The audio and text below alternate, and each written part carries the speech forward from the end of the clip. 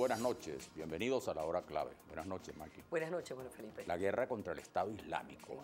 Peligrosísimo conflicto. La decisión del presidente Barack Obama de encabezar una alianza internacional para intensificar ataques contra el Estado Islámico en Irak y en el territorio de Siria, que se encuentra bajo su control, coloca de nuevo al Medio Oriente en el centro de la atención mundial. Pero de manera diferente a las anteriores incursiones estadounidenses, porque no se trata de una invasión militar convencional, sino de ataques aéreos quirúrgicos y el entrenamiento de fuerzas del ejército iraquí, que enfrenta desde hace meses la ofensiva del ISIS.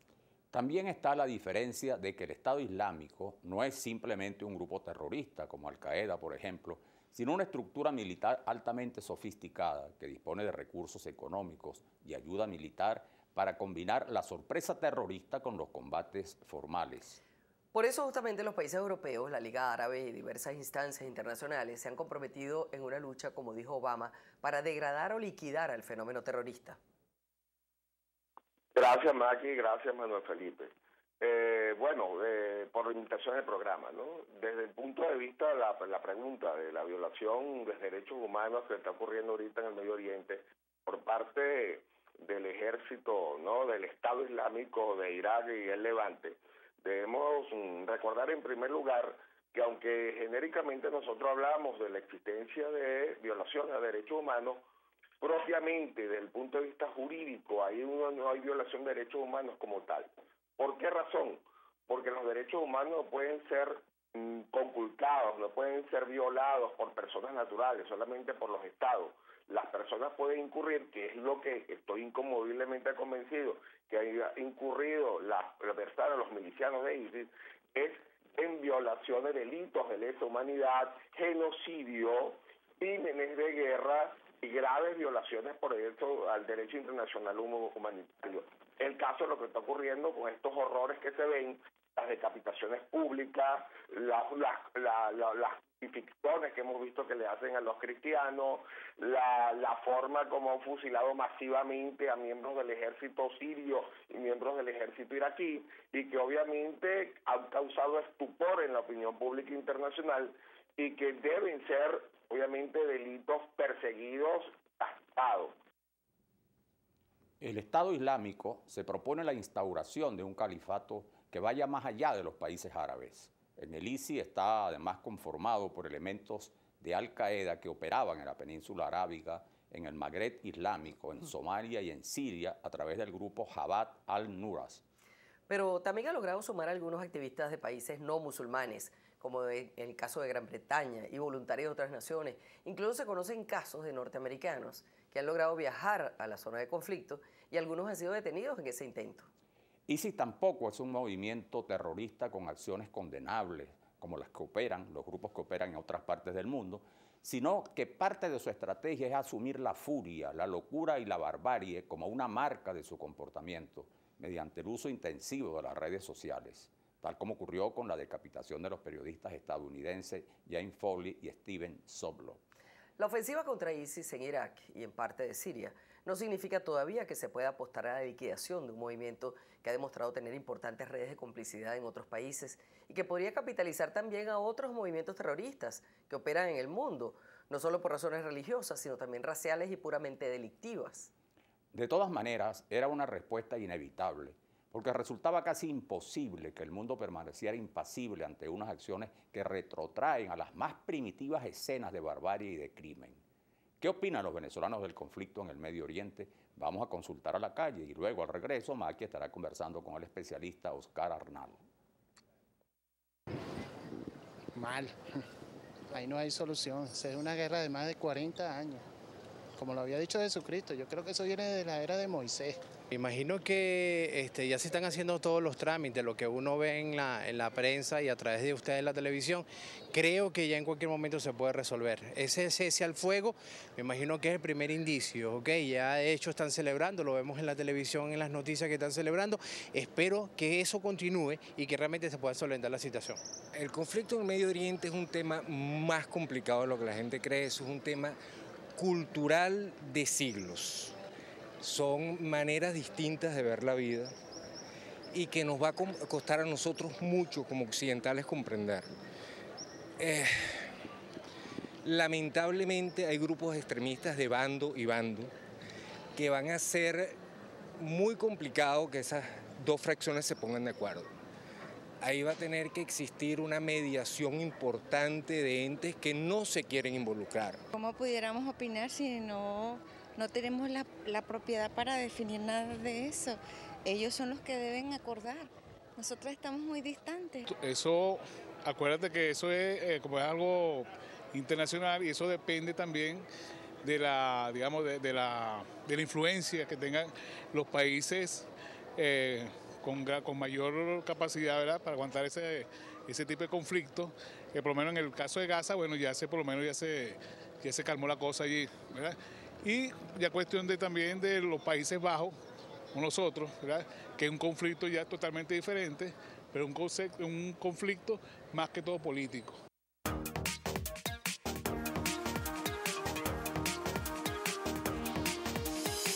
Bien, nos acompaña en esta oportunidad Óscar Arnal, que es abogado y además es profesor de la Escuela de Estudios Internacionales de la Universidad Central de Venezuela. Óscar, ¿cómo podemos entender esta situación en este momento en el Medio Oriente con la amenaza que no es amenaza, con la realidad terrible que ya tiene planteada para el mundo el Estado Islámico? ¿Cómo comprendemos ese problema? Sí, es un problema muy complejo que arranca en el siglo VII, digamos. O sea, en el año 600 arranca el problema que ya tiene varias yihad, pues. Esta sería la tercera. Los musulmanes fueron muy fuertes en el mundo y los árabes llegaron inclusive a colonizar España por alrededor de cerca de 800 años. O sea, que África, etcétera. O sea, el mundo musulmán es muy grande. Dentro de este mundo musulmán se estima que el 20% es del yihadismo radical. O sea, son los que toman el Corán, lo sacan de contexto y con una filosofía extremista intentan lo que hoy está intentando el Estado Islámico, claro. Y toman el Corán y esa sacada de contexto les permite todo. Claro, les permite todo y la guerra contra los infieles, entonces todo Occidente es infiel y evidentemente además para estos países como Irak o como Siria, bueno, significa que tratar de hacer un nuevo Estado dentro de otros Estados y están planteando la expansión absoluta para constituir este Estado islámico, inclusive universal, pues así se lo plantean. Tú hablaste del califato. ¿Qué es eso del califato? Porque en un mapa que circuló en una oportunidad de cómo ellos querrían ver el mundo o querrían convertir el mundo, eso va prácticamente desde Rusia hasta toda España. Claro. Y es esa interpretación de que el sucesor de Mahoma iba a ser un califa, digamos, mundial, y que iban a dominar en el mundo, pues la religión musulmana iba a dominar en todo el mundo, en todo el planeta. ¿Pero es estrictamente un conflicto religioso? Yo diría que casi que antirreligioso, porque digamos, ninguna religión, o sea, el cristianismo, el judaísmo, igual los musulmanes, la mayoría de los musulmanes, el 80% de ellos, porque evidentemente la mayoría en este momento de las víctimas son propios musulmanes. Claro.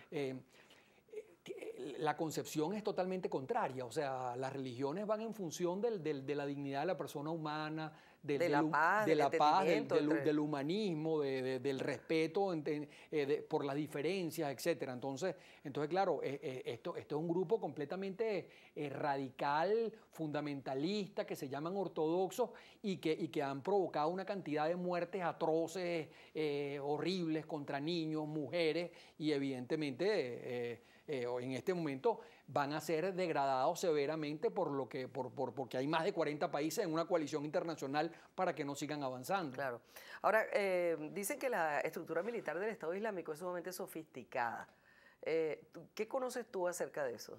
Bueno, es tan sofisticada que, por ejemplo, están en todas las redes sociales y en Internet. O sea, están en todo el Internet peleando ahí, que es quizás algo que se debe hacer. O sea, la pelea porque la violencia al final genera violencia y los van a degradar mucho, pero va a ser imposible desde mi punto de vista de que los destruyan totalmente, porque son pueden llegar hasta ser alrededor de 500 millones de personas digamos, en todo el globo terráqueo. Entonces, los puedes destruir ahí, pero evidentemente se van a seguir reproduciendo.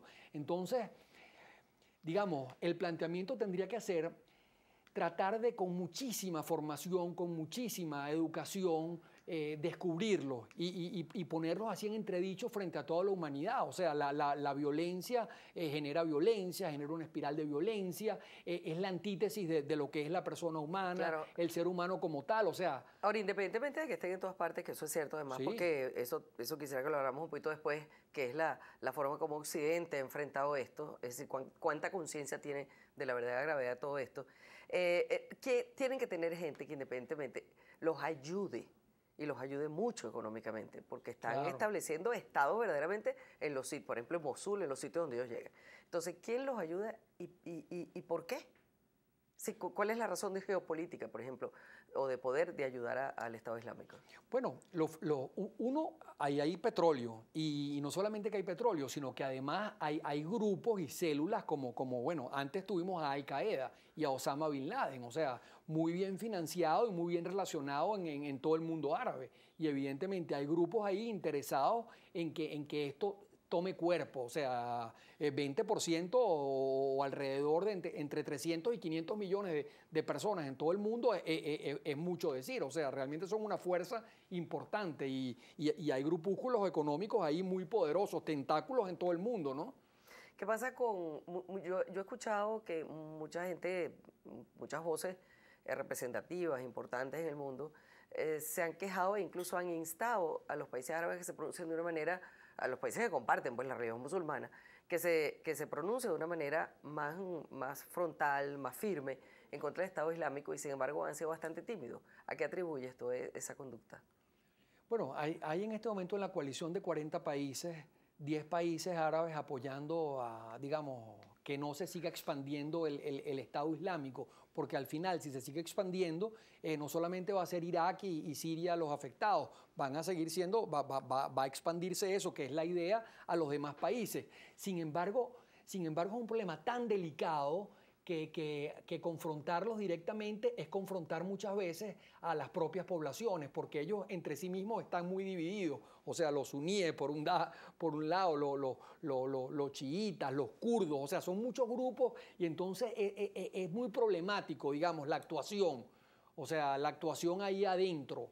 ¿Por qué? Claro. Porque estás enfrentando grupos que tienen raíces profundas, además, en el tema radical y que pueden desestabilizar cualquier país e intentar acciones terroristas. Entonces, ponerse frente a ellos es, evidentemente, estar en situación de riesgo. Claro. Ahora, ante esta furia, esta barbarie, hasta ahora nunca vista por nuestras generaciones en el mundo, ¿cómo opinas tú, o sea, cómo calificarías tú la actuación de la llamada comunidad internacional?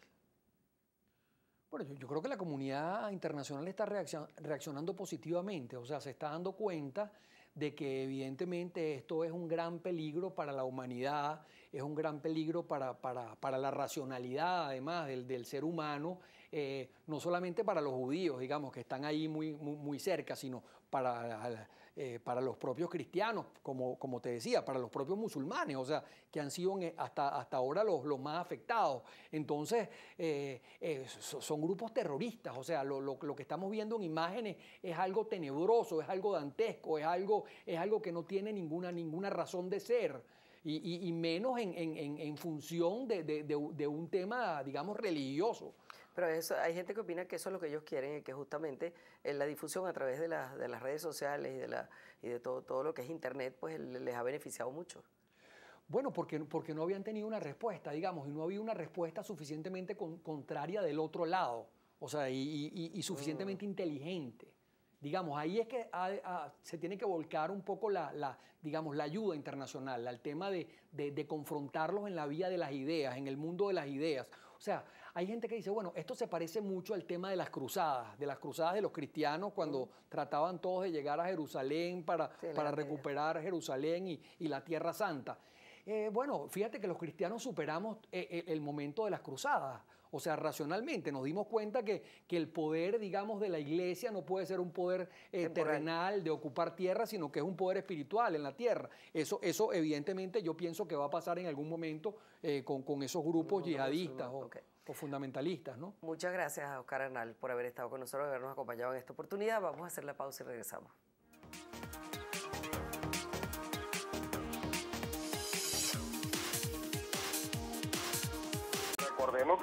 ocurriendo en el Medio Oriente fundamentalmente es una guerra de naturaleza religiosa.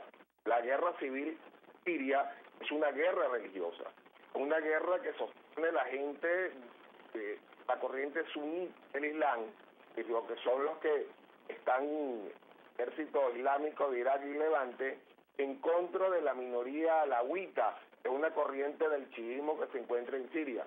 Lo mismo ocurre en Irak, después de haber sido derrocado Saddam Hussein por la intervención americana. Saddam Hussein, que era sunita, pero mantiene una dictadura, un gobierno más o menos laico, de cierta convivencia y respeto religioso en el campo de la religión, los chiitas, que son mayorías en Irak, tomaron el poder y se han portado con un gran sectarismo. Tanto es así que al-Maliki, que era el primer ministro hace poco, se vio obligado a dimitir porque con esas políticas de sectarismo no es posible la convivencia y ha llevado a la degradación que tenemos ahorita en el Medio Oriente. ¿Qué pretenden ellos? Bueno, ellos pretenden imponer un califato de conformidad con los preceptos del Corán. Un califato que abarca no solamente Irak, sino lo más importante, el Levante. Y hay quienes no toman en cuenta lo que significa el Levante. El Levante es toda la zona del Kurdistán, que abarca el Kurdistán turco hoy en día y parte de lo que es el norte de Irak, todo el Líbano y el norte de Israel. Bueno, Felipe, hemos escuchado mucho hasta ahora, pero frente a esta situación se plantea, frente a este conflicto, una alianza de varios países, coordinada un poco por los Estados Unidos. ¿Tú crees que de alguna manera puede tener éxito? Porque también hemos escuchado decir que el conflicto es tan complejo que es decir, el combate a esto no tendrá éxito. Bueno, tú sabes cuánto costó al presidente Obama pues la decisión de encabezar esta alianza, que ya son 40 países comprometidos, ¿no? Una alianza que, como tú dices, va a enfrentar una operación bastante compleja y difícil. No es como se trataba en el pasado, hay una intervención, por ejemplo, el caso de Irak, el caso de Afganistán, Irak 2 veces, y tú decías, bueno, ahí están nuestras tropas. En este caso la situación es distinta. Obama ha dicho que van a hacer ataques aéreos quirúrgicos, que ya se vienen realizando, y lo viene realizando también Francia, pero que no va a haber envío de tropas, sino de asesores militares. Y esto establece un problema muy grave, y es que el Estado Islámico es una organización con una gran capacidad militar, está dirigida por ex oficiales del ejército iraquí, tiene control de varias ciudades importantes, no solo las conquistadas en Mosul en Irak, sino también el control que tiene sobre ciudades importantes con población apreciable en Siria. Bueno, y como sabemos, dispone de recursos económicos. Entonces allí la lucha tendría que ser una lucha, un combate frontal. Y eso por ahora no está planteado, aunque como van las cosas, no es de descartar que eso tenga que ocurrir. No se puede descartar. Pero entonces hay que entender que este es un combate difícil. Luego, los 40 países están de acuerdo en enfrentar el terrorismo, pero no es que han suscrito una alianza militar, lo que implicaría, si no, ayudas de diversas maneras, sobre todo por la vía de asesores militares. Ahora, eso tiene 3 problemas, o un obstáculo muy grande, que hay 3 países clave en la zona que no participan de esa alianza y que resienten también lo que puede ser el desenlace de la operación, que son la propia Siria, porque Siria ha rechazado la posibilidad de que Estados Unidos haga ataques contra sectores de yihadistas en su territorio, a pesar de que estos sectores son enemigos de al-Bazar. Pero al-Bazar sostiene la tesis de que solo con autorización de ellos se pueden realizar estos ataques. Sí. Y el Irán, que es un factor importantísimo militarmente, el Ayatollah Jamenei ha dicho incluso que no, que Estados Unidos lo que busca con esos ataques es derrocar al Assad y que ellos no se van a prestar a esa operación. Y Turquía se mantiene neutral. Turquía ha dicho que permitirá el uso de las bases de la OTAN con fines humanitarios, pero se mantiene neutral entre otras razones porque ellos tienen la amenaza de la rebelión kurda en su propio territorio. Sí, realmente es un damero es un damero muy difícil, es una situación muy compleja que puede, como todos en estas guerras, puede desembocar en un conflicto de grandes proporciones. Eso que el Papa Francisco dijo, que una especie de tercera guerra mundial, pero ahora con unas variantes. Ahora lo importante... Muchos dicen que está en marcha ya. Claro, ahora lo importante más que yo creo es que el mundo, y esto lo explican estos 40 países que se han en esta alianza, el mundo ya está consciente de que ahora sí existe una amenaza real, peligrosa, directa del terrorismo más radical representado por el Estado Islámico. Esa es la clave. Esa es la clave. Buenas noches.